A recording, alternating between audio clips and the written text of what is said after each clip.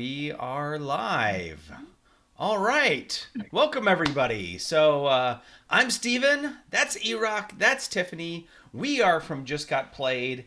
And we had one of our viewers challenge us. Challenge us with the idea that your game collection is gone. Whatever. Somebody robbed you. Somebody, it went up in a fire, or you said the wrong thing to Erock and he just stomped on it all.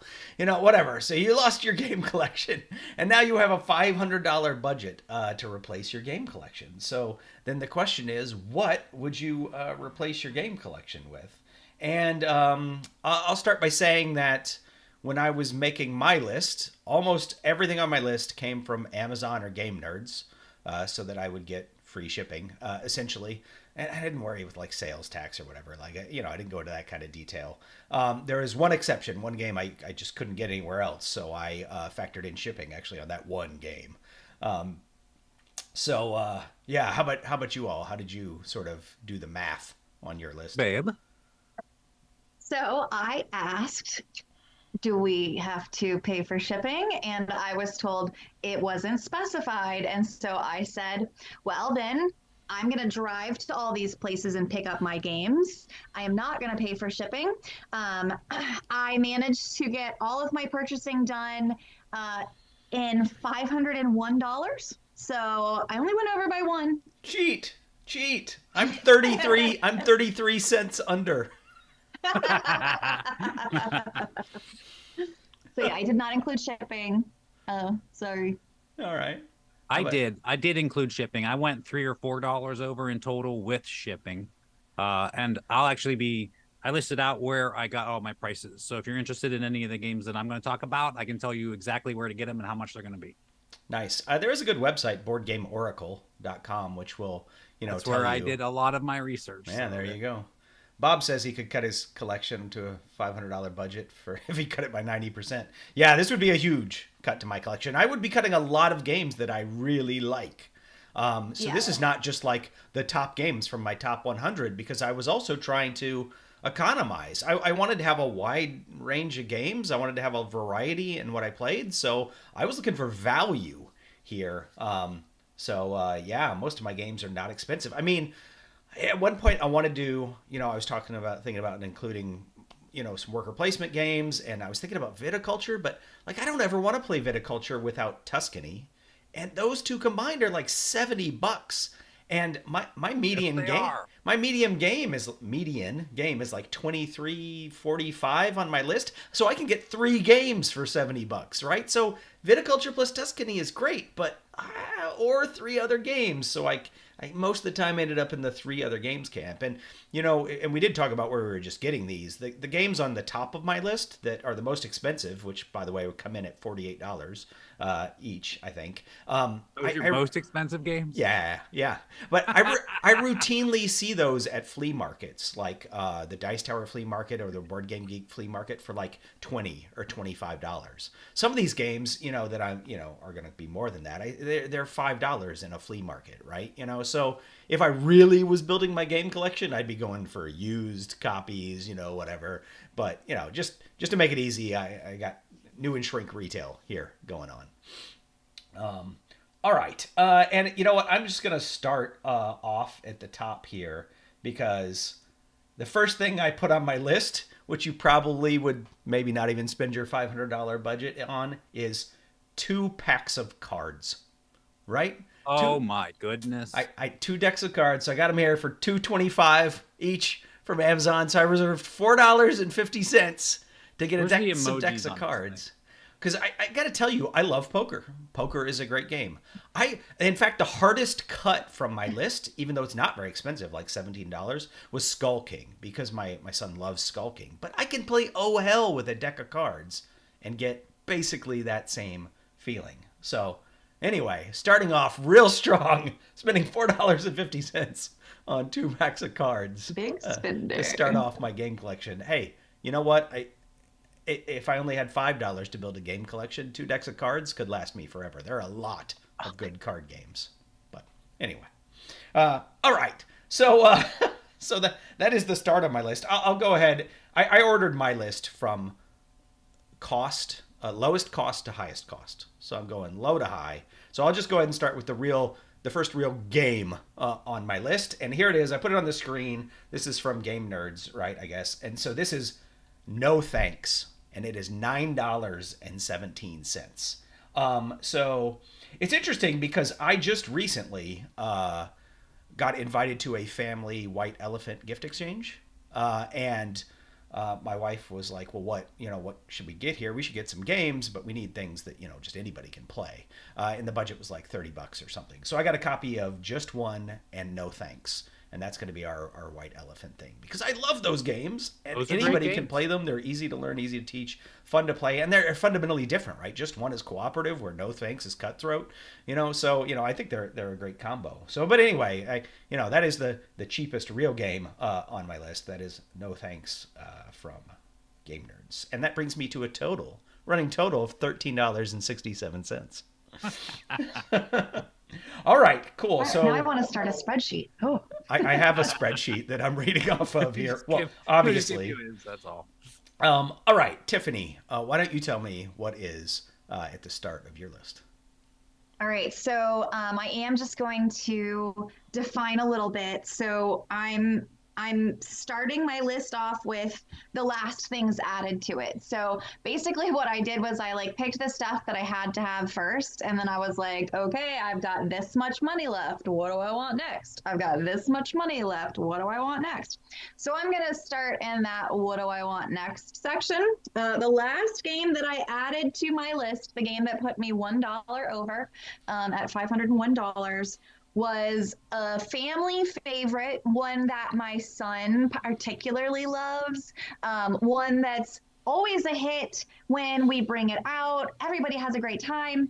Werewords. So I feel like it plays a lot of people. It's a lot of fun. Anybody can play it as long as it is language dependent, obviously.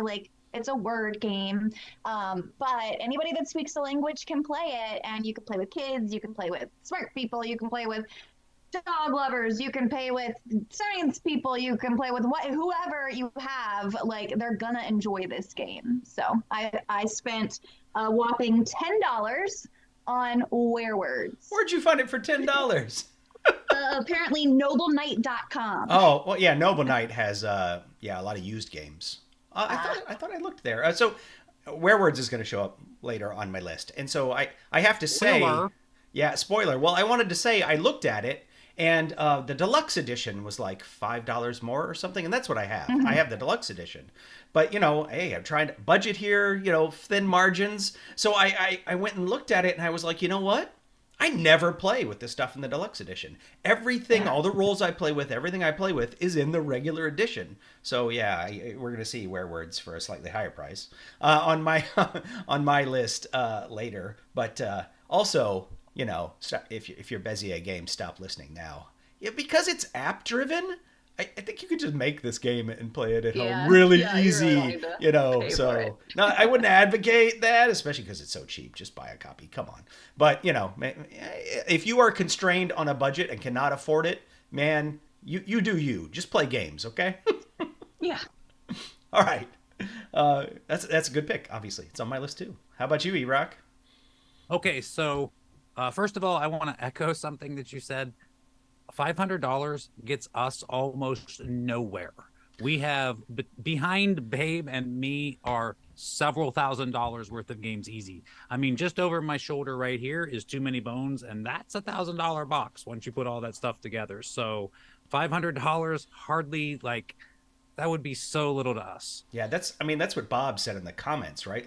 He likes these older games, maybe Advanced Civilization or something. You're not going to be able to find that except off eBay for $200, Mm-hmm. I agree. So,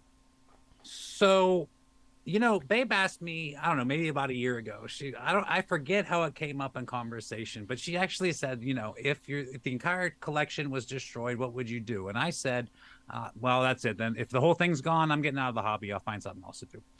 Now, that's probably an overreaction. I do say a lot of things, but the more I thought about it, I'm letting it go. I'm going to start fresh. So I'm not actually replacing my collection. I'm just going to move on and pick up from where we left off. I'm sure there's going to be things that we pick up eventually. Like I'm telling you right now, Brass Birmingham's not on my list, but it's not going to be that long before we get one. But if I have the $500 to spend, this is what I would buy. And I also ordered my list by cheapest to most expensive game. So the cheapest game on my list at number 7 is Twilight Inscription for $52 on Amazon. I love a good roll and write. This one we haven't had a chance to play it yet. I will miss Hadrian's Wall severely. I will miss it. I will miss Welcome to. I will miss Cartographers. I will miss you. I will miss you. I will miss Rolling Realms. But at the end of the day, I'm going to get Twilight Inscription. Something we haven't played yet. It looks really cool, and I'd like to play. Your cheapest game is more than my most expensive game. Yes, it is. $52. That's my cheapest. By the way, Game Nerds has like Lost Cities: The Roll and Write, which is pretty well reviewed for like $7 or $9 or something. It was really cheap. I was looking at it for a different reason because I was close to that free shipping threshold, where it's like I could spend $5 to ship me something, or I could add a $7 game to my order right. and get it shipped for free. Like that's a no-brainer, right? Okay, sorry. Just a little aside there. How many players can play that? Twilight Inscription. That's a good question. It's not like infinite, like a lot of roll and writes are. Right? I don't think so. I don't know enough about it to answer that. I know it's maybe. You play on basically 4 different boards at the same time, which sounds really cool. So yeah, I want to. All right. All right. Let's go to my next pick here. All right. I did my playing cards. It is 1 to 6. Community says best at 3 to 4. Nice. All right. Well, next for me it was out of stock here at Game Nerds when I took this screenshot. But next is for $10.97. I have The Crew Mission Deep Sea or Quest for Planet 9. They're like the same price. So I was thinking that I wanted to have a co-op game. I think this is the only co-op game in my list. And Hanabi is also a very good co-op game that is not very expensive. So I was thinking, which way should I go, Hanabi or The Crew? And I ended up going with The Crew. I think I actually like The Crew better now. So that definitely played into it. And also, I think it's easier to get people to play The Crew than to play Hanabi. Hanabi is a little, weird the first time you play it, right?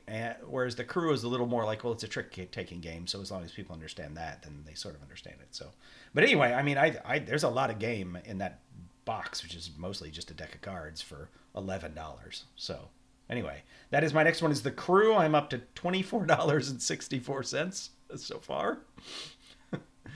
All right. I think you'd have to go until you at least get to my price level of the first game. Yeah. It's gonna be a little bit.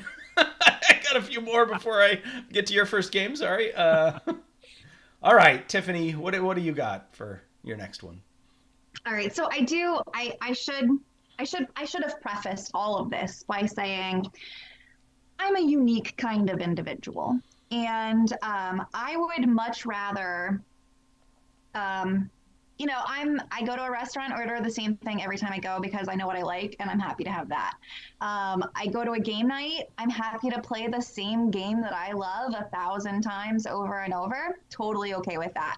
I love, I will put the same playlist on and listen to the same music over and over and over. I love the things that I love and I love them desperately. So for my list, I didn't necessarily go for a wide breadth of games or options. I kind of just went for okay, I'm gonna play the same 3 or 4 games until I die. What are those games gonna be? And so that's where I kind of went with my list. Also, I did that because I know me, and I want, if I'm limiting my collection to $500 worth of game stuff, I need the experience that I walk away from that to be amazing. Like I need a big experience packed into a little amount of money. So that doesn't mean 100 little games. That means I get like 2 big games, and then I get a little, extra game fodder. So that's what I'm looking at. So after Werewords, my next entry into this list, slightly more expensive than my last game, The Mind. It's fun. It plays a lot of people. You can teach anyone, pretty much. It's just a great fun light game. $12 from, let me see, where did I cite that one from? Miniature Market. Got that one from Miniature Market. So $12 at Miniature Market, but I picked The Mind. I got my copy of The Mind for free at Dice Tower Con. There was a table. There was a table just sitting in the hallway, right? That hallway you walk in, and people were just throwing games they didn't want on the table, and there was a sign, "Hey, if you want this, take it," right? And even at the last convention, there was a shelf near the library that said that. But anyway, so The Mind was sitting there. I was like, "Oh, I'll play this with my kids. We'll see how they think of it." So I grabbed it, and the kids loved it. So yeah, The Mind is fun. It didn't make my list, but it's a good game, and another co-op. I just want to say, babe, no, this isn't a desert island list. Nobody ever said that that's it. After $500, you're never allowed to buy another game again. Well, I know, but you know what? I kind of decided that I kind of felt like I kind of agreed with you. Like, if all of this goes up in flames, I don't know that I have the fortitude to do it all again. I'm gonna just take getting my yourself $500 $500 worth of stuff, and that's all right. That's it. I'll find another hobby. I'll do something. I'll paint miniatures or something. I don't know. When I finished and looked at my list, I'm like, I'm happy with that. That could be my game collection for the rest of my life, and I'd be happy because, like I said, I got a lot of games and I got a lot of variety and stuff, and it'd be fine. I'd be fine. Yeah. This is fine. Also, by the way, if you tell somebody that I'm spending $500 on a board game collection, a lot of our friends are just like, "Oh, really? Just $500? Like, oh, that's nothing," or whatever. But most people are like, looking at you like you got 4 heads. $500? How many copies of Monopoly are you gonna get?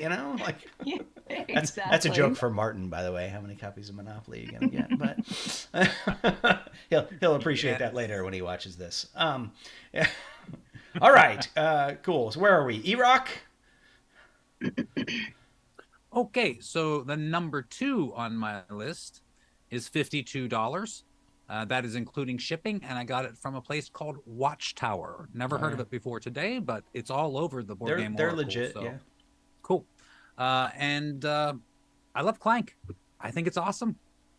The only one we don't have, Clank Catacombs. So I'm getting Clank Catacombs. I think Clank's a fantastic game. We like deck builders anyway, and just running in and running out and trying to get your treasure and the whole dragon, like pulling the cubes out of the bag is, "Oh, look, it's you again. I can't believe it's you again." That game is so much fun. So I want some Clank around. And I think that we can get rid of all of the rest of the Clank. In fact, I think we could get rid of all of the rest of the Clank and just get Clank Catacombs and call it a day, and we would be happy. So Clank Catacombs is my second, number 6 on my list. As you mentioned that, I don't think I have a deck builder on my list. I don't actually really like deck building that much, so that's not a surprise. My goodness. Although I have been playing First in Flight with my kids, and that's a deck builder, and that's fun. But mostly it's fun because it's a push your luck. But anyway, all right, it's fun little aside there. But yeah, as you mentioned it, I started looking on my list like, do any of these have deck building? And I don't think so. But it's such a big list. Maybe I'm missing it. All right, what's next here? All right, oh man, every time I hide and then show this thing, it starts me back at the beginning. That's not nice. Come on, OBS. All right, so next is, so I really love this game. It's not the only auction game that's going to show up on my list, but For Sale. You can get the travel edition of For Sale. It's currently sold out at Game Nerds, but it's listed for $11.27. And I think maybe the cards are the same, and it's just a smaller box with like really crappy coins or whatever. But so, whatever, right? For $11.27, For Sale is a fantastic game. And this is another one of those games that, one, you can play it up to 6 people, and you can teach anybody in no time flat how to play this game, right? It's just played in 2 phases, and there's,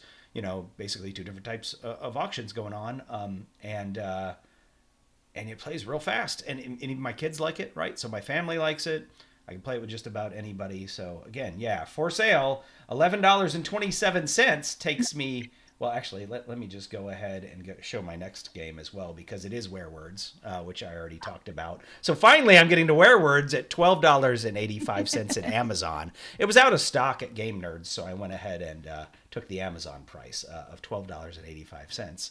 So I'm still at a grand total with Werewords of $48.76. I'm still underneath your first game there, Erock. just saying. But the next one will push me over, obviously, for people who can do math. All right, Tiffany. We'll just come over to your house to play a variety of games. Yeah, I mean, obviously these cheap games that are lower on the list are going to be sort of fast, more general, like a lot of people can play whatever games. It's going to get a little bit more strategic as I go up my list, I promise, as the prices get more expensive. But yeah. All right, cool. What do you got next, Tiffany? All right, so the next game that I picked came in at what I felt was really high for what it is. It's just a deck of cards, but it's got a great Alice in Wonderland theme, so, I'm not mad at it. Parade. You're not mad at it? I get it. I see what you did there. So, yeah, I picked Parade because it's just another pretty easy, fun game that you can play with a lot of people. I mean, like a wide variety of people. I took this game to the library one day, and I played with my son and then some other friends who were like hardcore gamers, and we all had a fun time. So I felt like it was another good little addition filler game that I'm gonna need to spice up my list every once in a while when my two main games get boring. So I picked Parade. And that brings me to a total, with that being $18, which I got from, sorry, I should have had that one ready, nobleknight.com. I got that from Noble Knight, and that brings me to a total of $40. You should have like World in Flames on your list. It's like 12,000 hours of gameplay. You never get bored of that game. Right? Neutral says he does not. It's a war game, babe. Yeah, it's a war game. Yeah. Neutral says he does not have any deck building games on his list. I'm disappointed in everybody. The entire world, quite frankly. All right, Erock. Well, tell us what we should have put on our list instead. Okay, so my number 5 game, counting down from 7, is a game that you can get on Amazon for $52.60, and of course, it's Amazon, so it's free shipping. And we and me particularly, I like Vladimir Suki. I think he's awesome. I think he's a great designer. We've played a lot of his games. We've played most of them at this point, and we're always looking to play more. When something comes out, it's like, oh, look, it's another Suki. Also, up until about 3 weeks ago, I called him Vladimir Suchi. So, but everybody learns, I guess. So, Mr. Suki, I apologize for all my mispronunciations, but I'm a big fan of yours. So my Suki game for $52.60 is Messina 1347. This one kind of flew under the radar a little bit because it came out like as the pandemic came out. So it just kind of fell between the shelves kind of a thing. And, I was doing a little bit of research, just trying to, checking out Suki a couple weeks ago. And I was like, oh yeah, Messina. And then I kind of watched a video here and I watched a video there and read a little bit here. And I really want to play that game. It looks really cool. The basic premise is it's the city of Messina in the year 1347 and the plague has just arrived. Now, it's very Euro-y, point salad-y, moving stuff around and taking worker spots on the board and things like that. So that's just, one of those point salad themes. But I really like a lot of the things that it looks like it's doing in this. There's like, you have this personal board where sometimes it's almost like a tech tree where you kind of like can go around and do things on it. It's more like, I guess tech tree is about right. It's like a tech tree from a role-playing game, like something like Diablo or World of Warcraft, where like you make choices and you go along and it does things for you. So I kind of like that. So, and like I said, big fan of Suki. So Messina 1347, 5260 at Amazon. Yeah, I was interested to hear you say that because, like you said, it sort of flew under the radar. So I'm not surprised at all to see a Vladimir Suki game on your list. But yeah, that one never would I have guessed that would be the one. Also, speaking of shopping at Amazon, some people were talking the other day about how they get games sometimes from Ding and Dent, and I say, "Oh, I get Ding and Dent all the time. I shop at Amazon." A zing! Hey! I mean, I did, like just First in Flight that I mentioned. I got that on a sale from Amazon, and there's a ding on the box. But I mean, I don't care. I'm a player more than I'm a collector. There are a few things that I collect. Yo, watch out! Hey, just got played, man. I'm a player. Where you been? I'm just saying, watch out. He is a player. Yeah. All right, cool. So I had Werewords was my last one. Yes, indeed. So I'm still in the sort of small card game area. And this is, I don't know, one of the best trading negotiation games ever made. And it is Bohnanza. And I got a copy of Bohnanza here from Game Nerds for $13.97. Now, I will tell you, there is a new version of this coming out if you don't like the beans. There's the Dahlia's version, and it's only like $15, so you could get that. There is a version called Excalibone, which plays 3 to 5 players, and you can get that for $3 to $5, maybe sometimes $6 on Amazon and other places. Like, it is dirt cheap, and it is just Bohnanza. It only goes to 5 players, though, so I splurged here, $13.97, to get the version here that goes up to 7 players. Yeah, I don't know. My group loves this one. Goes up to What's 7. it called? Which one? Bonanza? The bone one. Excalibone?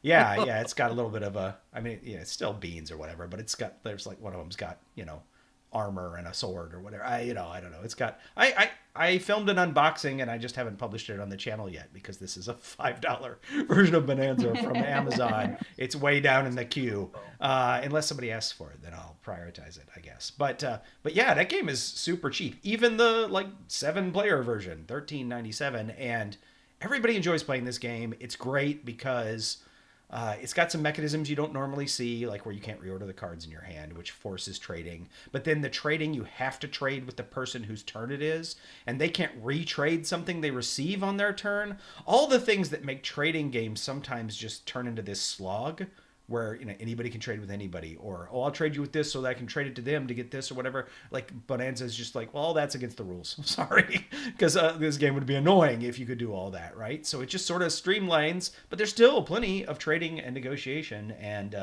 gosh, I mean, it's one of my favorite games. I probably rated a 9. I don't remember what I rated it. Anyway, $13.97, best Uwe Rosenberg game ever made. Bohnanza. All right, and now I am up to finally $62.73. I'm at 157. Catch up. I will catch up eventually. I'll never catch up to Tiffany because she broke the rules. But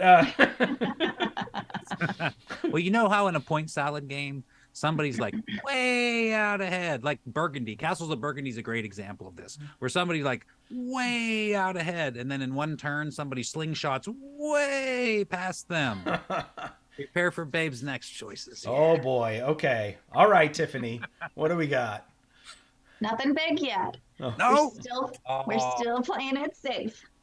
This is a 2-player game. I tried to add the other version, the more player version of this game to my list, but between the base game and the expansion and all the upgraded components that I wanted to add, it priced me out. So I decided to go with the 2-player version of the game, which I feel does scratch the same itch, just with a smaller footprint, smaller time commitment, and fewer players. And that was Duelosaur Island Extreme Edition. I got from Noble Knight, and it was $25. So I love Dinosaur Island. I really do. But with totally liquid in there and then all the dinosaurs and everything, it was just too much. So I compromised. I'm just getting Duelosaur Island Extreme play it with Babe or whoever else wants to play it with me. But we've got, I have a solid 2-player game in my collection now for times where I really just want to sit down and play something 2-player that maybe is a little bit more complex than Parade, but you can't play Parade 2-player, so I don't know. Yeah, I wonder actually. I don't like Dinosaur Island at all, but I think possibly it only being 2 players would solve a lot of the problems that I have with the game. So maybe I would even like Duelosaur Island. I don't know. You should try I it. played them both. I thought Duelosaur Island was a really good distillation of that entire experience with a much less preparation and footprint and the whole thing. Don't get me wrong. I am fairly confident you can play 2-player Dinosaur Island, but if you're not trying to get into all, because we have it in 2 boxes, because you can't fit all that stuff in 1 box, and I hate that. But at the same time, it's because there's so many minis for all the different animals and fishes and everything else. So, but if you don't want to go through that whole thing, you get out Duelosaur Island. You play basically the same game in a much trimmed down version. I thought they did an excellent job making a 2-player version of this. Yeah, I agree. So that takes my total to $65. Nice. Erock? Doing well, babe. Okay. My number 4 is a game that you can get for $53.97 at Game Nerds, and that includes shipping. This is a game by 2 of my favorite designers. This is Simone Luciani and David Terzi, and this game is Nucleum. This just recently hit the shelves, and I am super stoked to get it. Like, it was at the game shop the other night, and I was like, I just can't. I have too many things that we need to get open and get played. I just cannot justify that right now.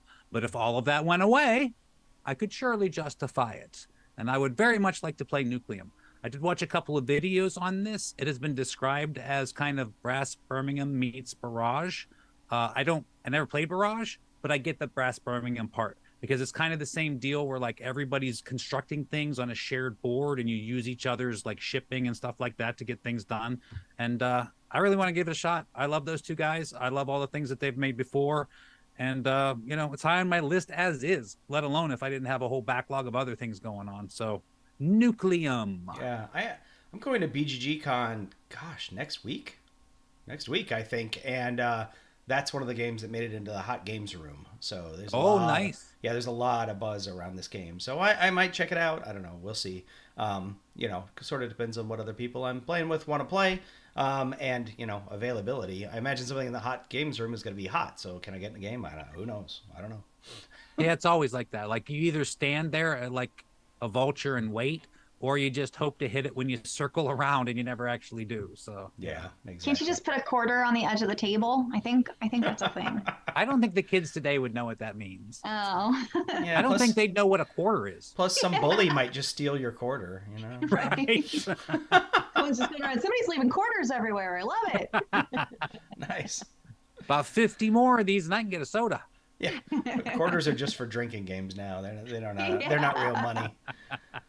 All right. So, all right, back to me. My next game, I am still in inexpensive land because I'm still under $15. So this is a game that you can get at Game Nerds for $20, but you can get it at Amazon for $15. And I've gotten this routinely for $12 and given it as gift many times. This is just one.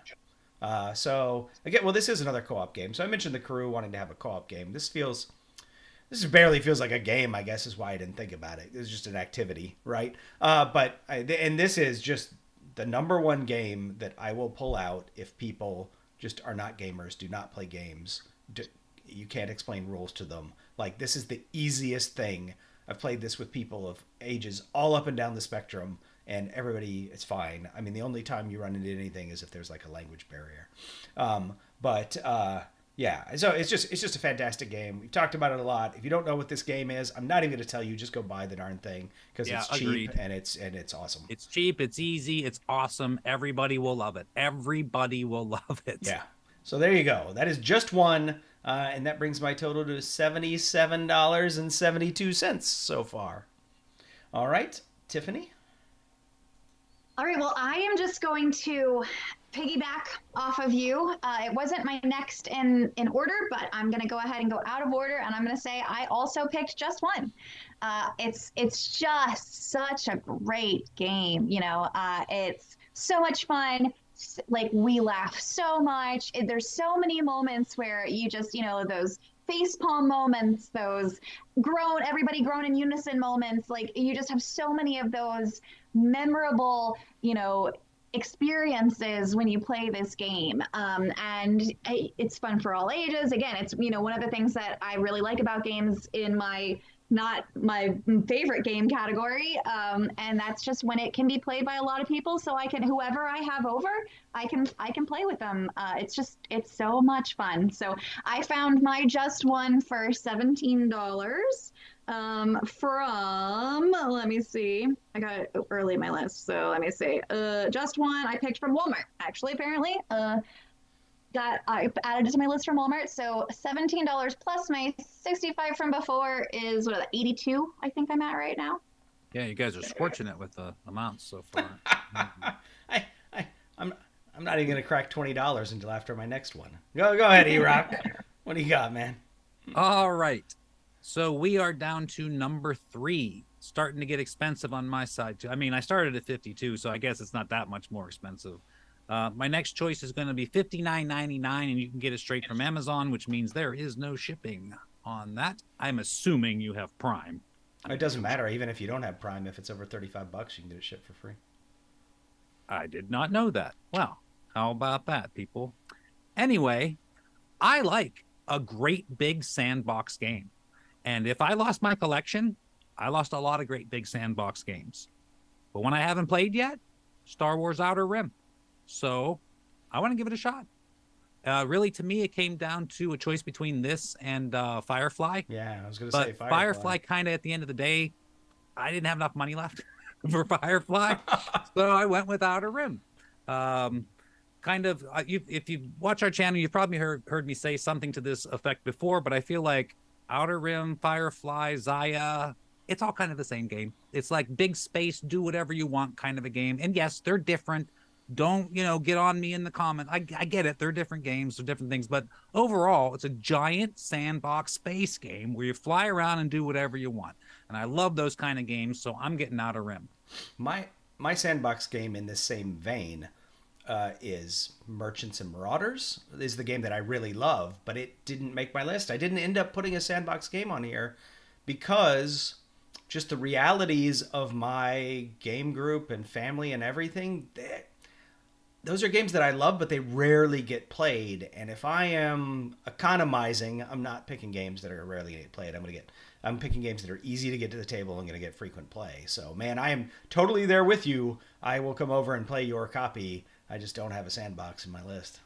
Well, I mean, you're kind of working against yourself here, because if your entire collection was 10 games long, you probably would get it to the table every once in a while. Every once in a while it still would, but it still would require me to have like some special Sunday afternoon set aside. Like it doesn't fit in the time span of my normal weekly game meetup. And, my kids aren't old enough to play it yet, so they're not, interested. I don't think it's something that's that long. So I have the same problem I have now getting it played. So I imagine it would get played just as much as it would now, so. That's a good point. I don't really take that in consideration because you don't game like we do. And that's not a cut. I mean, we just have different lives, but literally 2 days ago, we played my father's work. We started at like midnight. We started at like 5-ish, and we were done at like 1 o'clock in the morning. And I know that's not the way you game because of life. So. Yeah. You had the time change in your favor, at least.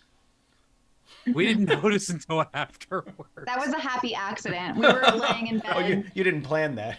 No. We were laying in bed, and Eric was looking at his phone, and he was like, oh, that's right. The time changed. And I was like, which way are we going? Because I had a moment there where I was panicked. Like, she was like, oh my God, did we lose an hour? He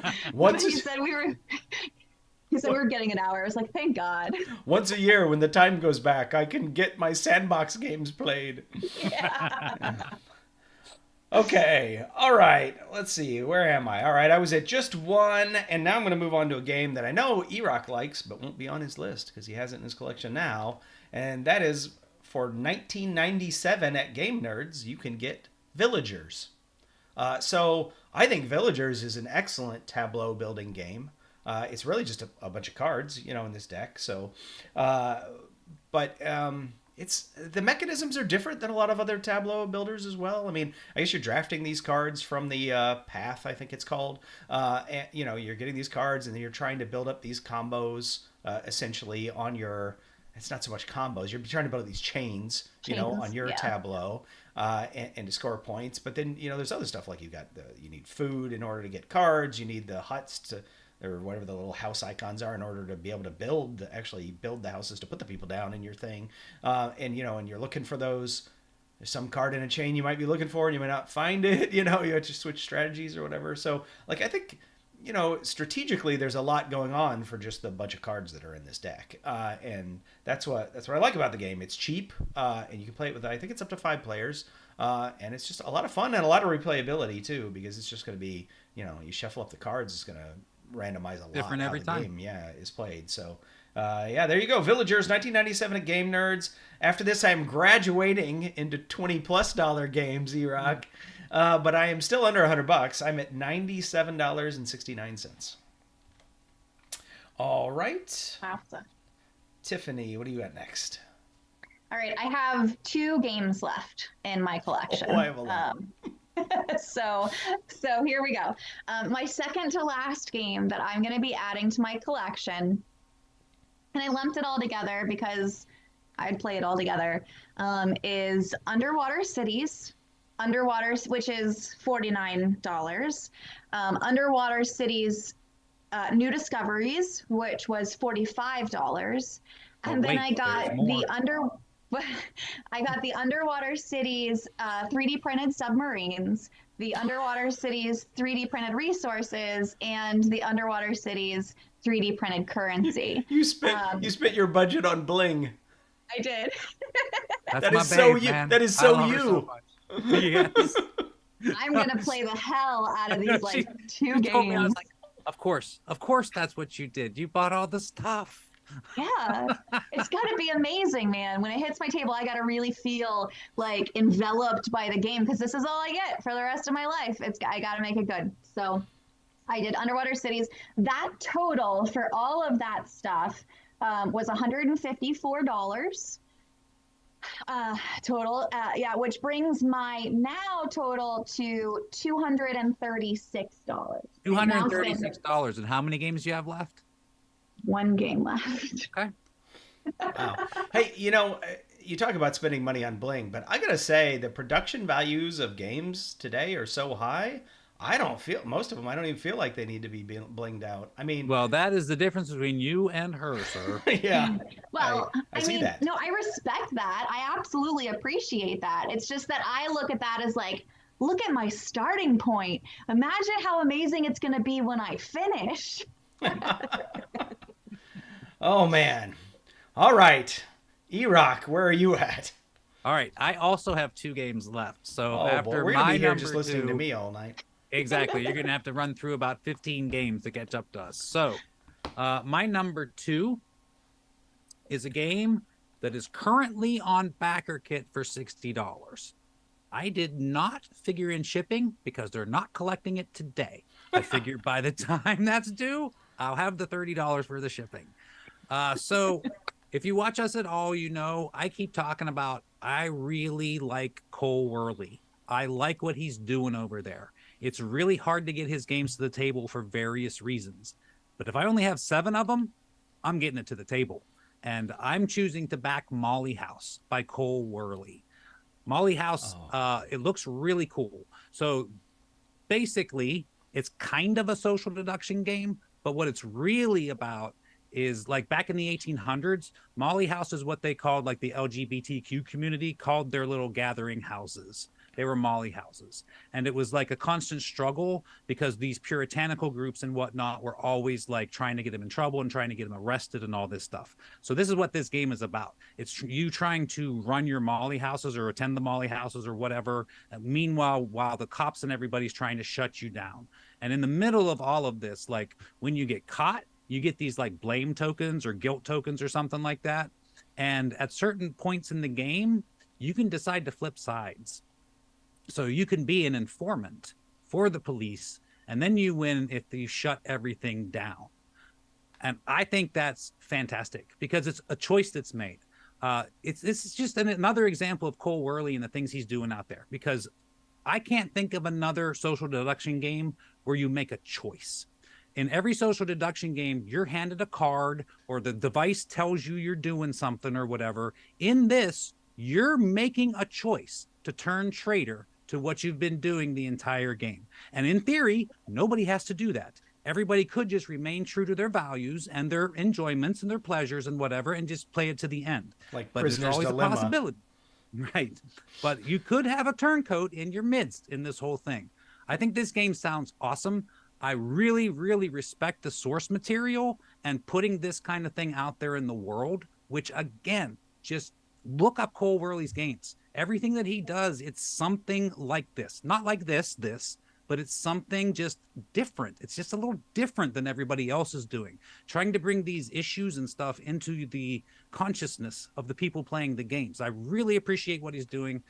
Like I keep saying, I keep getting his games because I really like what he's doing. They're so hard to get to the table because of all the chaff going on and everything else. But at the end of the day, if I got 7 games, I'm playing Molly House, and I'm going to make you play with me too. Nice. I'm not playing with you. You can't, because you can't ever traitor in that situation. The subject. It would destroy my friendships. I would be like, and going into the game, I'd be like, everybody, I just want you to know this is a co-op. This is a pure co-op. Don't do anything other than make this a co-op. And if you do, I'm gonna hate you forever. So, I think that would not be good for my friend group. Hey, my gaming group also dictated a lot of the games that are on my list, so I got you. Well, what does that bring your total to? I'm the narcissist. I'm like, I don't care what other people want. I'm getting the 7 games I want to play, and I'm going to make you play them. And I'm going to win, damn it. And I'm going to win. What's that bring your total to, man? Well, it's going to be $226 because I got 1 game left and it's $174.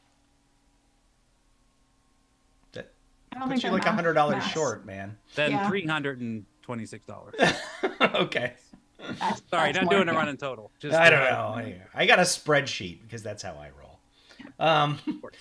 All right, so the next game on my list. All right, I had Villagers. What's next? Next is so this is a classic, and I debated not putting this on my list. It wasn't on my list in a few of my first cuts, but it's not very expensive because you can get Carcassonne from Amazon for $22.67. It was $11 more at Game Nerds, so I went the Amazon route.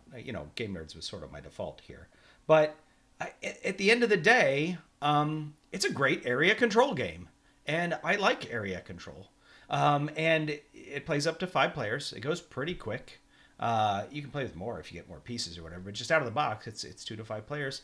It's also pretty simple. I mean, some people maybe don't quite understand how fields and other things score or whatever. But I mean, it's not complicated compared to a lot of other games. And, some people don't like it because they don't quite understand it's just a deal with it. Like you drew a tile and just deal with that tile you drew, right? And that, to me, that's fun. Like, what's the puzzle? What am I going to do with this tile? How is that going to help me? And, and the way that everything scores is basically based on area control. So you're basically trying to do area control with these pieces and these meeples. And I enjoy it. It's one of the games that got me into the hobby, and I still think it's good. I still think a lot of people discount it just because it's like, oh, well, I don't play Catan anymore. I don't play Carcassonne or Ticket to Ride or whatever.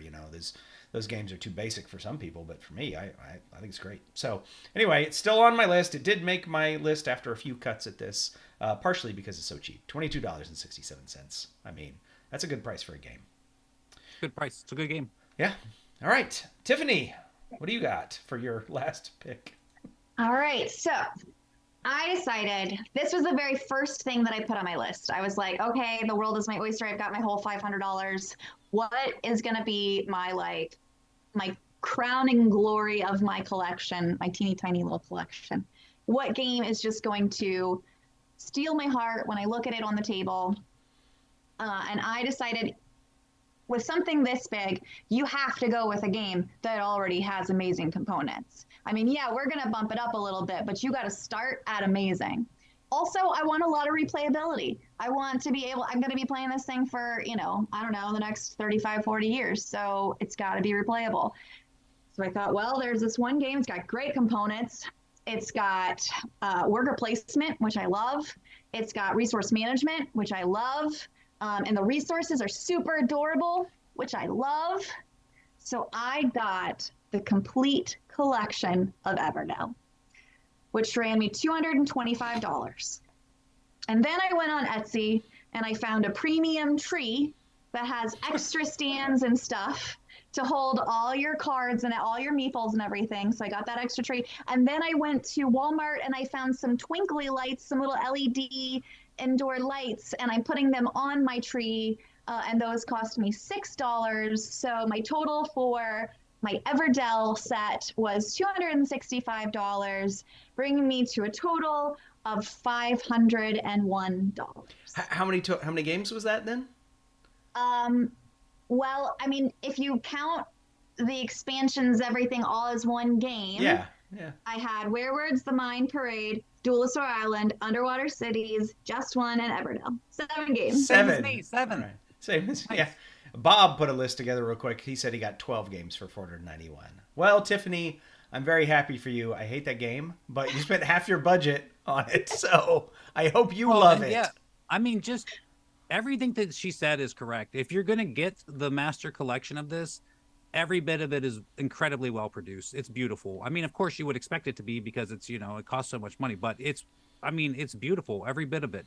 And the replayability, it has like 5 different expansion modules in there, which they don't play together. So you are looking at different games here. So it's almost cheating as far, and it's not, because that's not the point of this list, but it's almost cheating because there's like 6 different games in that box, all of them blinged all the way out. That's a really nice collection.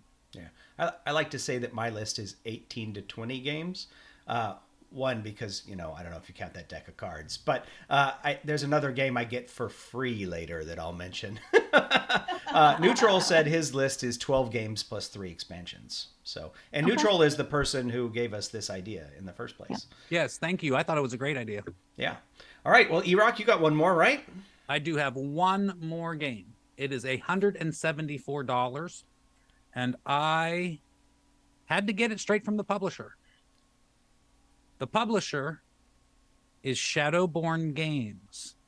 I bet you thought I was going to say Cephalofair. I bet there's people watching here that would have said, Eric's $174 game has got to be Frosthaven. And it was really hard not to put Frosthaven on my list. But I figure if I'm starting fresh, I'm going Oathsworn. That game looks awesome, and I want to play it. And I probably would have gotten it already, except for the price tag. It's 170. I want to be clear. All right, that does include shipping. All right, so it's $149.99 for the base standee game. It goes dramatically up from there. Okay, so I really went bare bones here just to get a copy and have other games on my list here. But the more I see about this, the more I really want to play it. Part of the reason, the other part of the reason we didn't already have it is we're backed up. We have like 10 or 12 campaign games that are sitting on the shelves, and it's hard to get them out there. But if you've been keeping track, this is the only campaign game I have on my list at all. This is absolutely a lifestyle game, and if I'm down to 7 games, this is the lifestyle I want. I'm getting Oathsworn. Nice. So what's your total? That's $504 altogether, including shipping. You both cheat. I only cheated after he told me he cheated. So okay. Like, yes. Clearly, then it's okay. Well, it sounds like I'm going to be talking for a little while here then. Because I haven't even gotten to $25 level on my list yet. So, all right, but I am about to finally list a game, the one game that didn't come from Amazon or Game Nerds. See if you can guess what it is before I put it up here on the screen. So, it's the reason you can't get it on Amazon or Game Nerds is you really can't find it anywhere because it's about to get a new version. And Wow. it's a game that I love, that I am the one who is the big champion of this game, and I was super happy to see there's a new version coming. Airline Jira? No, it's automobile Oh. based. It's automobile based, and it is. I mean, it's not called automobile. It is called Kraftwagen. Yeah. So Kraftwagen, I have it here from Noble Knight Games. They have a excellent near mint copy for $13.50, and then I added in the $10 shipping. So for or the $9.95 shipping or whatever. So for $23.45 from Noble Knight, you can get a copy of Kraftwagen. This may or may not be the V6 edition, but I don't care. This is a fantastic game. You know, I love this game. It's got, well, first of all, I like the theme, but then it's got this weird cutthroat nature about where, well, sure, you're trying to improve the body of your car or the engine of your car, but you're competing with everybody else to have the better body or the better car or to achieve these objectives or to get yours for sale. But also you need to get the customers out in the market that match your car so that they'll buy it, right? You've got to find, you got to find the person, the person who is going to, if you can put out the buyer who's going to buy the car based on just how good its engine is, then you can put the maximum price on your car with the good engine. But then maybe somebody else is going to come around and put out a better engine than you before before the end of the a car with the same level engine and price it slightly less. In which case, the person will take that, right? So it's got this cutthroat thing in the race and the customers or whatever. And I don't know why I'm the person who talks about this game. It seems like nobody else does, but I just absolutely love Kraftwagen. So I will leave it at that. Kraftwagen. The new one is going to be called Kraftwagen Age of Engineering, but it's going to be U.S. themed, not German themed. So anyway, all right. So next, so now I'm up to $143.81. Next one is, again, I'm going to Amazon here, and where's Tiffany? Because I splurged. It's $27.99 on Amazon for Terraforming Mars Ares Expedition, the collector's edition. It's like $4 cheaper if you don't get there, $5 cheaper if you don't get the collector's edition. And the collector's edition has some trays or whatever, which don't matter that much. $30 for the collector's edition? No, $27.99. And it comes with the dual layer player boards or triple layer or something. That's an amazing price. That's what I paid for it several years ago, I think. But yeah, right. I don't ever buy the other version, right? Because it's just those crappy things with you put the cubes on and they can move around. This one's got the dual layer boards. You can put all the cubes in the slots, and they don't get bumped around. I mean, that, and then the trays, if you care about the trays. But really, it's the player boards. Plus, if you get any of the expansions to this game, like the 5 to 6 player expansion, it comes with the dual layer player boards to match the collector's edition. You can't even get the crappy version. So anyway, but yeah, besides all of the bling talk, this is a fantastic game, right? I like Race for the Galaxy. I like Terraforming Mars. This is sort of a version of both of those games, but cheaper probably than both of them. Definitely cheaper than Terraforming Mars. Might be cheaper than Race for the Galaxy. I'm not even sure. I wouldn't go out and buy Race for the Galaxy again. I already own it, so I have it. I keep it. I like it, but I would just buy Terraforming Mars Ares Expedition and play that, and never get Race for the Galaxy. If I had to replace a collection like this. But what if they came out with a new version that actually had the words on the cards? No, I think I still would stick with this. I don't know, maybe. I mean, I'd have to play it and see. Particularly if it were cheaper, right? Because Race for the Galaxy is really just cards. I mean, there's those chips or whatever. So it could be cheaper, and so maybe that would change my calculus a little. It probably wouldn't be, though. If they were going to go through all the trouble of like reprinting one and putting the words on the cards, then they're probably not going to make you use the cards for the resources. They'll probably give you like resource cards, and they'd get all kinds of fancy. If they're going to go fancy, they're going to go fancy. That would change the game if you weren't using the cards for the resources. That's true, because you're not cycling them out like you would for resources. But anyway, excellent game. Terraforming Mars Ares Expedition. All right, I got like 8 more to go here. All right, so that was $27.99. That brought me to $171.80. And next up is Camel Up 2.0. Which I have here at Game Nerds for $31.99. So this is a great party game. So the original version, I don't remember how many players it played, and then you got Super Cup and it added more players or whatever. But the new version is just sort of a hybrid of the original with some of the stuff from the expansion, and it plays up to 8 players. So this is a great sort of almost party atmosphere like game, right? When you have up to 8 people sitting around a table, deciding to roll dice and cheering on which camel's going to move what, because you're just betting. You're betting on, you know, which of these camels is going to win the current leg of the race and the race overall, essentially. And it's just, you know, it's just goofy fun, you know, watching these camels. Oh, and you know, the new version has those crazy camels that run backwards, and they're fun too, right? So, you know, everything about this is just, hey, you got a bunch of people and you want to sit around and drink some beer and play a game and have some fun, right? And I want to have some games like that. So No Thanks is a little bit like that. You know, some of these party games could be sort of like that, but Camel Up is definitely in that vein. So I like that game a lot. It is. It's an actual game, though. It's not, you know, like yeah.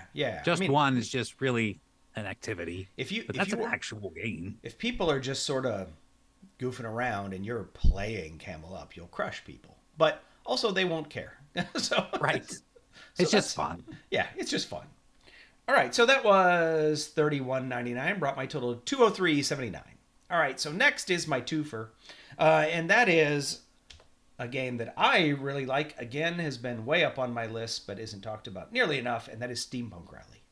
So Steampunk Rally, again, plays up to 8 people, and it's simultaneous play, so it's not like a slog to play with 8 people. But what's cool about this is you're drafting cards, and you're using these cards to build this invention, this thing that you're racing, this steampunk themed thing, and then you're rolling a bunch of dice and using dice placement to put them on your invention to trigger different machine parts to do different things. And then you got to figure out how to like get these dice off so that you can put more dice back on, or throw those parts away to get rid of those dice and put new ones on. So it's got, you know, it's got some dice rolling, and it's got some dice placement, and it's got, you know, it's almost like a tableau building, I guess, when you're building your little machine or whatever, and card drafting. It's got a lot going on, and again, simultaneous play, up to 8 players. We always have a lot of fun playing this, and this is the one that finally, because on my original list, I was going to stick a bunch of dice on there for a few bucks, because you can get a whole bunch of D6s for a few bucks, because I really love Reiner Knizia's Decathlon. Oh, and here's your free game. Yeah, Decathlon is free. You go to his website and you just print it out. It's got some instructions. I mean, you don't even have to print them if you just memorize them. But all you really need is you need 8 D6, right? So finally, here we go. I finally have a game that has way more D6 than I need. Steampunk Rally allows me to also say I have Decathlon in my collection. Would you let Milady back in the room? Oh, you mean like I gotta hit the button to let her in? Oh, come on. That sounds complicated. Admit. And that will happen shortly, I imagine. And there we go. Welcome back, babe. There we go. All right. Cool. So I just finished wrapping up talking about, I don't know, Kraftwagen, Ares Expedition, Camel Up, Steampunk Rally. I'm up to $239.76. He went for the deluxe edition of one of them. Oh, I did. Whoa. It was like $4 or $5 extra or something. I mean, yeah, you know. Wow. What are you going to do? Bonanza, I did the same thing, right? I could have gone cheaper. Show off. The next version I went for the cheap version. I have the deluxe edition personally, but I think the retail edition is perfectly fine. You don't necessarily need the Pharaoh edition of Ra. No, disagree. You need it. It's so pretty and chunky. It's so awesome. Yeah, but it's like double the price. I mean, I've got Ra here from Game Nerds for $35.97. And you probably can't find the deluxe edition for less than $80, I would imagine. But it's so pretty and chunky. It is, and it's a fantastic game. It has a really cool auction mechanism. I like auction stuff. And a really fun sort of set collection thing going on with the auction mechanism. Again, so here's another Knizia. I forgot how many players. And to be fair, players. Before that fancy edition came out, I was perfectly happy with the regular. Perfectly happy. This was not something I thought, this needs a deluxe edition. Yeah, Never thought that. Some people were blinging it. I loved it. Some people were blinging it out by buying the Geek Up bits. I think there were Geek Up bits for it or whatever. And there were, I'll say, bad productions of this game. But the new one from 25th Century Games with that sort of player board that shows you where to put everything, and the things to the left are the things that stay, and the things to the right are the things that go away. Yeah, I think I have that right? And just even that in itself really tells you a genius. lot. And tell you all the scoring for everything right there on the board. It's just, they put a lot of thought into that version of the game. It's not perfect, but it's really, really well done. But anyway, only $35.97. So that brings my total to $275.73. And my next game is a push your luck game that my kids absolutely love. It's also a bag builder. And I don't like deck builders, but I like bag builders, so go figure. It is Quacks of Quedlinburg. So the Quacks of Quedlinburg. Yeah, I mean, so good. Everybody that I have played this with likes it. This only goes up to 4 players, but someday I'll afford the 5th player expansion, I guess. But most of the time, I actually only end up playing this with my family, and so that's typically 4 players anyway. Yeah, whatever. Throw ingredients in a bag, pull them out, push your luck. Keep your side eye on your kids to make sure they're not cheating by peeking in the bag, and and have some fun. My sister, when we played this, she's like, "Can I just look? I just want to look in the bag once. Can I look in the bag once? Just one time? Can I just look one time?" Yeah, they want. No, you can't look. They want to peek while they're drawing, not like, well, what if I got left in my bag? They want to be like, I want to get my blue. No, come on, dude, what are you doing? Plus, I hear you on this one because we have the mega box version of this or whatever, but I think we've only ever played the base version. Yeah, I don't have the Alchemists. I have some promo for it that I've never played. Even the Witches, Witch Pennies and all that, I've never played with that. I might have played with some of the boards that came with the expansion, like the placards for the ingredients, because we sort of mix those in almost randomly. But yeah, it's really the 5th player components was what I bought that for anyway. But it all fits in the base game box, and that's great. This is another one people like to use the Geek Up bits for, or coin capsules for. Yeah, we got the Geek Up bits for this. It's super nice. Yeah. I got this listed as $39.99 at Amazon. It was the same price at Game Nerds, but it was out of stock at Game Nerds, so I just put the Amazon picture on here. All right, cool. So next up, so that brings me to $315.72. So we're starting to get there. And now I'm finally breaking $40 because my next game, I assumed I could get this game for less, and I checked a few times between when I made my initial list and, the last time I checked this just to see if I could save some bucks. But no, I couldn't find it anywhere cheaper than Game Nerds, which has It's a Wonderful World for $40. So It's a Wonderful World, says here, 1 to 5 players, 30 to 60 minutes.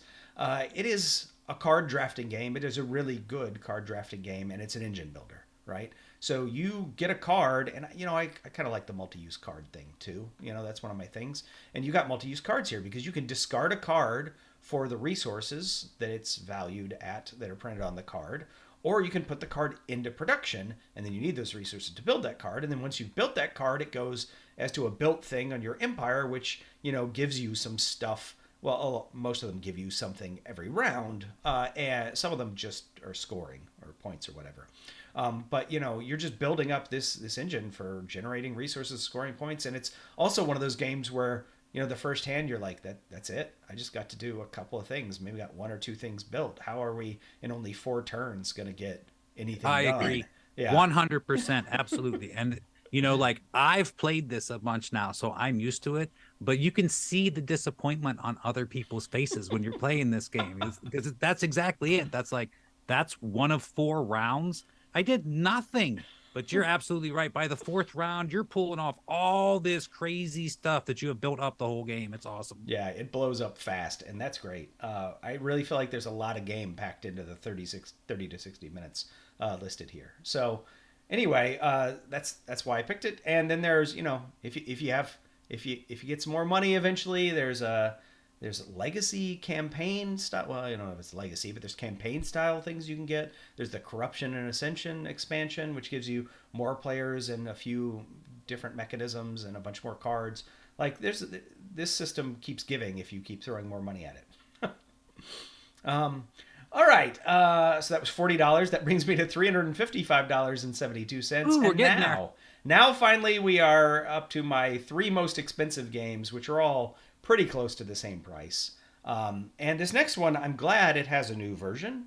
And because for $47.97 on Game Nerds, you can get the Orleans. And this is the new, well, this says DLP Games here on it, but Capstone is now the publisher of this in the US. And the Capstone version, yeah, because this only says 2 to 4 players. Huh, maybe I should have gone with the Amazon version. The Capstone version has the 5th player included in the box. Which, you know, matters to me. You know, I like to get the 5th player. I mean, a lot of games I will buy, like with, you know, Quacks of Quedlinburg, I'll just buy something straight up an expansion just to get the 5th player component. But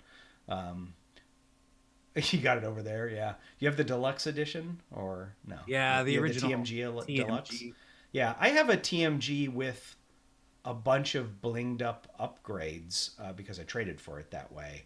Like, I think there was the 5th player thing, and then there was like a player pack or something that had like a bunch of wooden bits and stuff that's in the deluxe edition. So I have a mostly deluxe edition, and then I have one of the expansions.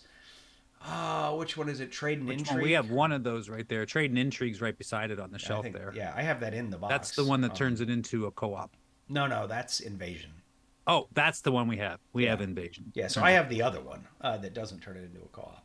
But this game's kind of weird too, because this one actually came out like when the deluxeification kind of just started. So like we have the deluxe TMG version of this game, but quite frankly, if you just go somewhere, you'll get better stuff than came in the deluxe edition. Yeah, I don't know how deluxe the components are in the new Capstone version, but like I said, it includes the 5th player right in the box, so maybe even some of the upgraded bits are in there. I don't know if it has the full up wooden bits, but you know, whatever. I like the components that I got, and I like bag building, and this in particular has a good spin on bag building because I've played other games where like Meeples and Monsters or something, and you have this bag builder and you draw things out and they're just like, it just doesn't work for you, and then you like sweep those aside into some cooldown area before they go back in your bag or whatever. But in this one, if like the stuff doesn't quite come out the way you want it, you just leave it there until you can use set it up for the next turn. You're like, well, I got half of this action and 2/3 of this action, and I got a quarter of this action. Next turn, I'll pull it all off. Yeah, right. So I really like that about this game. You don't know exactly what order you'll be able to trigger things, but you'll be able to do it, right? Because you know what you put in your bag, so you'll be able to do this stuff. So, all right, Orleans, I'm a big fan, and I think for $47.97, it's a pretty good game. And this is one of the ones that's, you know, a little more thinky, a little longer, 90 minutes here. And that takes me over $400 finally, $403.69. Congratulations. And finally with my next pick, well, I mean, I have 2 more picks, but finally with my next pick, I'm getting to my worker placement game, right? I knew I needed to have a game that had worker placement. I thought I wanted to put a Luke Laurie game in here, and because I really like how he does the recall of the workers in the worker placement. So I thought if I'm only going to manage to fit in one worker placement, it's going to be a Luke Laurie, and I picked Cryo. So Cryo I got for $25 new and shrink in a virtual flea market. I see it at the BGG Con virtual flea market. I think maybe new and shrink, but in good condition at least, for $20. But if you want to get it new, I went to Game Nerds for $47.99. To be fair, I think this is still good value for the money at $50. Otherwise, I wouldn't have put it on this list. But you know, again, I wanted to have a worker placement game. I wanted to have, you know, the interesting thing happens when you pull back. And then this one is also, I mean, worker placement games are already inherently a little mean because of the blocking, right, of what people are doing. But this one also has the area control in the caverns going on. And it has a sabotage mechanism that gets triggered where you sabotage your opponents. So, like, I don't know. It's got a lot of things going on at a lot of levels. And then just the whole, you know, how am I going to set up my orbital platform so that when I pull back my workers, I trigger things that are going to benefit me. And it has multi-use cards because the cards are, what, I think they're 4 things. I think you can discard a card for a resource. You can use it as a tech upgrade. You can use it as whatever's printed on it as an in-game scoring way to score in-game points, or you can make it a ship to take things down to the caverns, right? So yeah, 4 different things you can do with that. So it's got a lot of the stuff I like. This is the one of those games that when we did our hidden gems, I've listed a couple of my hidden gems here now, actually, Cryo and Kraftwagen. That's true. So fantastic game. Just a side note there. I was this close to putting Andromeda's Edge on my list. Oh yeah. But I had a hard time researching it because it's kind of in between right now, meaning the Kickstarter, it wasn't Kickstarter, I think it was GameFound. Yeah. The GameFound campaign is over. I can't really find a price on what it would be, and it hasn't been released to anybody or in stores yet. So I feel like I was kind of cheating even. Plus it was like $200 some just from my guess. And I was like, that's a lot for a game I'm not even sure about what it's going to be like or price or any of that stuff. I think you probably could have gotten just the game itself without any of the extra stuff for under $200, I bet. But I don't remember. I looked possibly at it. Like during the campaign, but at this point, like I know some second market, Kickstarter, and they were really expensive. Yeah, like and Game I was Steward like, or whatever. Yeah, I'm just going to give up on this. If I was going to put it on my list, I would have just gone with the price on GameFound as if I'd backed it or whatever, But it's you were going with games you hadn't played. Exactly. I was going with games that I knew. So, but yeah, I would like to play that game sometime. Really, what's holding me back from that game now is that I feel like it's like Dwellings of Eldervale Plus, but we have Dwellings of Eldervale. So now I got to spend the money again for the next version. You have the fancy version of Dwellings of Eldervale too. We do, with the growling monsters and everything. So, yes. I don't think they have growling spaceships in Andromeda's Edge. I mean, don't put it past them. That's true. They might have it's a different publisher, isn't it? Isn't it a different publisher? It is. It's actually the publisher that does Flamecraft. I don't remember their name off hat, but that's who it is. Nice. Because I looked. I was like, oh, well, maybe I can find it on the publisher site. And I went there, and there was no mention of it at all, but it was like everything Flamecraft. Cardboard Alchemy, Flamecraft. Yeah, there it is. Yeah, there we go. That is a game you can definitely bling out. Fun game. Find the difference between Erock and Tiffany's backgrounds. Somebody said yeah, mine is very old picture at this point. Hers is live. Mine's live too. All right. Well, I got one more game to go. Can anybody guess what it is?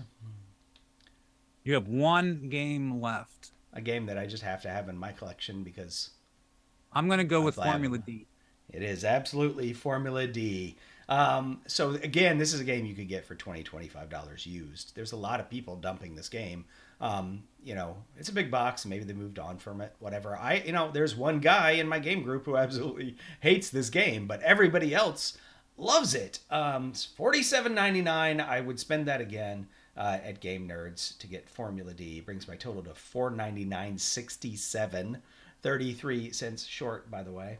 But this goes up to 10 players, and it's a racing game. And funny enough, I always like to mention this when I'm talking about game design and other stuff, because probably among gamers the most vilified game mechanism is roll and move. And this is roll and move done right.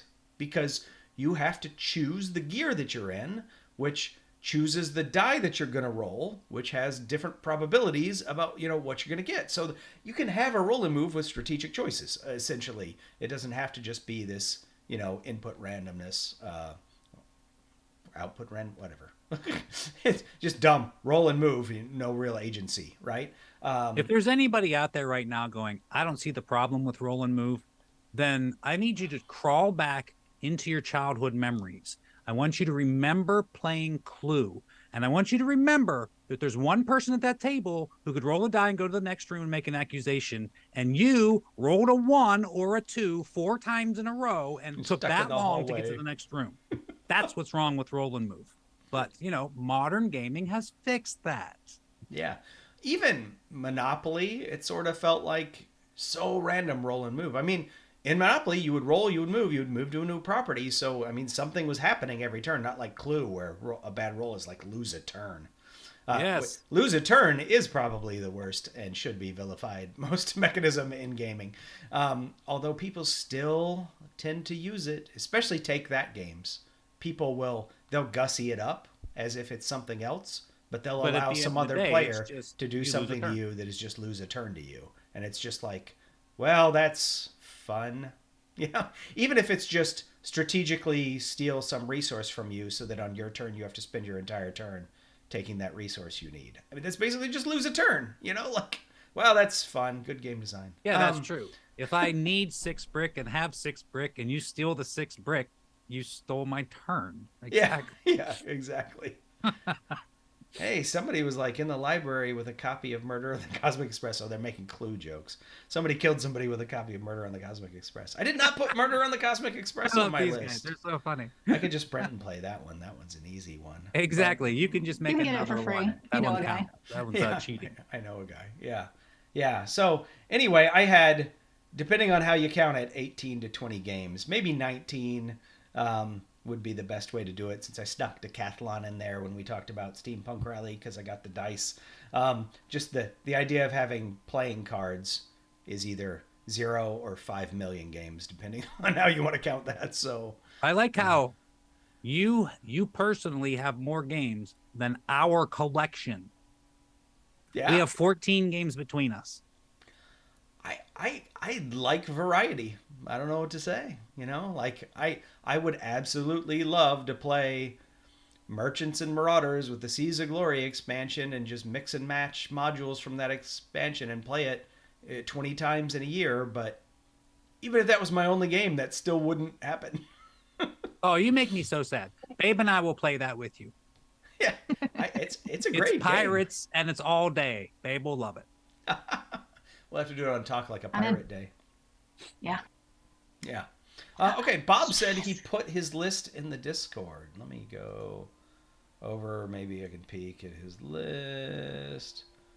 Okay. Have to make that bigger. What do you got, Bob? What is that? We got No Thanks, The Crew, Watergate. That almost made my list. Yeah, all right, good. I'm interested in that new chess game, Game of the Century, from the same people. I don't know that one. Oh, you haven't seen that? It's about the Bobby Fischer, Boris Spassky battle back and forth chess. So tournament. it is chess, or it isn't? It's No, it's chess themed. It's not chess. Interesting. So it's like Watergate, like back and forth, but it's not chess. It's about their competition. Right. Yeah. Interesting. Yeah, go check it out. It seems pretty interesting. It's called, I think, Match of the Century or Game of the Century or something like that. Probably Match of the Century. Then he has Avalon Hill Civilization, Ticket to Ride Europe. That's interesting. So Ticket to Ride is a good game. I have the 10th anniversary edition. They made a 15th anniversary edition of Europe, but obviously those are more expensive. He's got it here for $35. I always felt like the Ticket to Ride games were a little expensive for what they were, but you can find them used a lot cheaper. Yeah, that's true. Star Wars: The Clone Wars. Is that the pandemic version, Bob? Is that what that is? Star Wars: The Clone Wars. We'll give him a minute. He said Europe was cheaper. Yeah. Okay. Nice. Well, a lot of people say Europe is the better version. So a lot of people do say that. It's a little bit more complicated than the American version, so it kind of kicks it into a little bit more of a gamer zone. Yeah. Oh, he does say yes. Star Wars Pandemic. So then he's got Robinson Crusoe here. I considered Robinson Crusoe because I do like having some co-op games. So I considered Flashpoint, Robinson Crusoe. But again, Robinson Crusoe, he's got it listed here, $47. That's one of the most expensive games on my list. So that's probably what nixed it. I probably put 2 other games on my list instead. And ultimately I went with just one and The Crew for my co-ops. He has Twilight Struggle on here, which is good. I would never Excellent get that game, played, Bob. but that is a good game. One Small Step. So Bob seems to be the big advocate of this game, Haven't played on the space race, because he mentioned that in our Hidden Gems video. So another shout out for One Small Step. I would like to try that sometime, actually, because I'm a big space nerd. Obviously, you could maybe tell from my sweatshirt here. 1960 Making a President.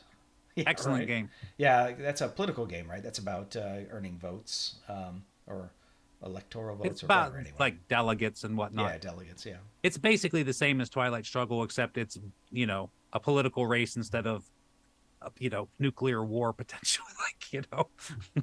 Yeah. But excellent game. Yeah. Neutral And it's says, not nearly as so complicated.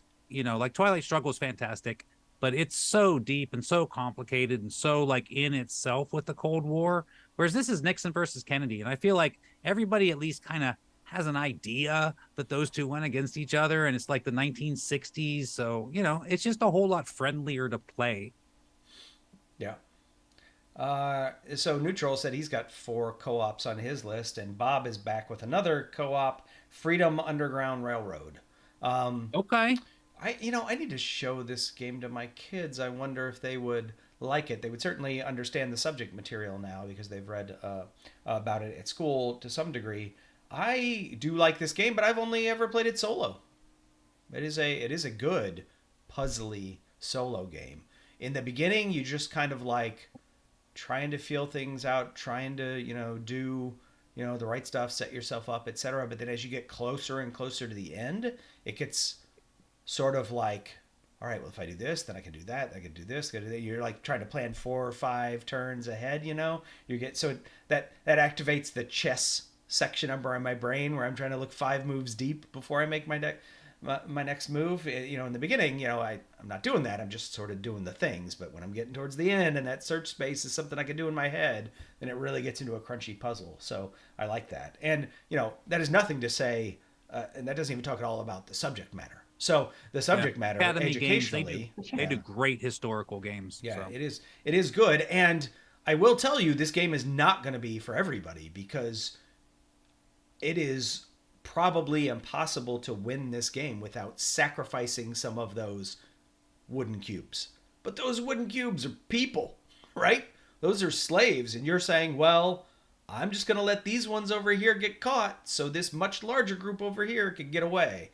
And that legit disturbs some people. Not disturbs like I'm mad at the game designer, but disturbs people like I don't want to have that feeling, right? So I don't want to play this game. I understand 100%. Babe and I were just talking the other night. Like when I play a video game, I have to do the right thing. Please save me. Please help me. Every time I have to say yes. I have to say yes. But you were just the one who talked about that Cole Worley game where you're the traitor for the... I didn't say I would be the traitor. I just want that as an option, as an opportunity. You just want for people somebody to prove think their that black maybe heart you to would. me. This is, yes, so you know how to file your friends, which file to put them in. Exactly. Yes. So I get that. I get the internal struggle over things like this because, yes, it's just a game. But at the same time, it's an internal moral discussion. You know what I'm saying? Yeah, and to be fair, this is why I want to introduce the game to my kids, right? Because, like I said, they are getting the subject matter at school, but it's not like we sit around and talk about that at home. But this would trigger, some of those conversations, and I think would be kind of interesting. I don't know if it's long or if it's just long because of how I play it. So, I don't know if my kids would want to sit down for that. But I don't know. Sometime in the next 2 years, for sure, we'll be able to play it. And then lastly, Bob had listed Stratomatic Baseball. Which, interesting. is that one of those vibrating things? Like a football? I don't know what Stratomatic Baseball is.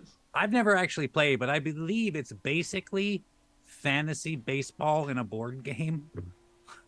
Really? So I was always sort of interested in that Baseball Highlights game. Which totally different than that. Okay. Baseball Highlights is actually awesome. It's super hard to get that kind of just for me. It's a baseball game. It's not really a baseball game. It's a future baseball game with robots and stuff going on, and you don't really play it like baseball, but it's a baseball themed game. It's 2 players, but I've had some of the best times I've had playing games where they used to run a tournament at Dice Tower, what is now Dice Tower East, used to be Dice Tower Convention, and they ran a Baseball Highlights tournament. I loved it. I thought it was fantastic. It's one of my favorite events of the year every time. Babe knows I play it every time. It was always on Friday night. Friday night is the tournament. I'm going to be there. I'm going to play. Nice. Neutral and Bob were just talking about this War of Mine. I played that at a convention. I didn't really resonate with me, but that's another game that is, by the way, that's another one of those tough like decisions. hard boiled choices and kind of drags you down. I Yeah. played a bit of both, a bit of the board game and a bit of the computer game, as it were. So That's hard. That's like a survival game that's about the experience more than it is about gathering. Yeah. You know? So Neutral mentioned he had his list on Board Game Geek of his games, so I pulled it up. And right there, number 1 on the list, Erock is War of the Ring 2nd edition for $69. Nice. Yes. This one was hard. That was hard not to put on there, but like I said, I just went with a clean sweep. I was like, well, screw it. If it's all gone, it's all gone. We're moving forward. Yeah. And then in that same vein of War of the Ring 2nd edition, he has Catapult Feud as the second. It's a completely different game. You know, it's like crossbows and catapults. He has that with the expansion. He splurged for the expansion. $57 in that one. I think his kids love that one. And then we have an Unmatched, Battle of Legends Volume 1 plus Volume 2. So I've never played any of those. Babe's not really a tactical fighter, so never really played them. She's more of a sneaky fighter, not a... So, but he spent $56 on Unmatched there. King of Tokyo Monster Box for $49. I didn't think Monster Box included the game. I didn't think it would come to this, but I'm vetoing somebody else's choice. What? Because they're not going to destroy each other. They're just going to sit around and gather energy. No. See, this is me mad. This is your group problem. We talked about this before. That's a you and your group problem. When the rest of us play, it's just chaos and smacking each other. It's almost like you can't win by victory points. That's what it's supposed to be. Yes, exactly. Yes. Then he has King of Monster Island. The game is in the cards. Yeah. King of Monster, because they give you cool abilities to smack each other with the dice. That's right. That's what the cards do. King of Monster Island, I think, is like a co-op style King of Tokyo. King of Tokyo themed, but is co-op game. So maybe pandemic-like a little bit. All right, $49 there. Ice Cool. So a dexterity game. I did not have any dexterity games. That's his second. $40 there. Dragomino. That's I don't think I've ever heard of that like one. King Domino, where you put the two? No, I don't know what that is. I thought it was going to be like King Domino. Huh? Isle of Cats, customizable, family friendly. I don't know. Dragon based and a polyomino game. I guess it's a tile placement game for sure. So, Dragomino. Interesting. Well, everybody loves dragons more than cats anyway, so I hear you. It's only $15. He says it's Kids King Domino, because I think King Domino is Kids King Domino, but all right.